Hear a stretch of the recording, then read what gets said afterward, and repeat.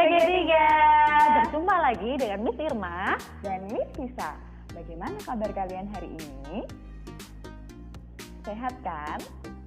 Nah, kita sapa dulu yuk Miss Sisa, anak-anak PG3. Yuk, Miss. PG3, yes, yes, yes, hore! Sepertinya kurang semangat Miss Sisa. Sekali lagi ya. PG3, yes, yes, yes, hore!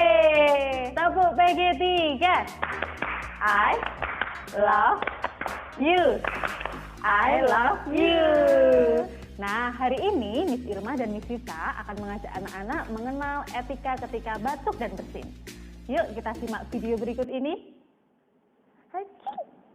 Saat batuk, segera tutup hidung dan mulut menggunakan tisu. Lalu buang tisu ke tempat sampah. Jika tidak ada tisu, gunakan sapu tangan atau lengan baju bagian dalam.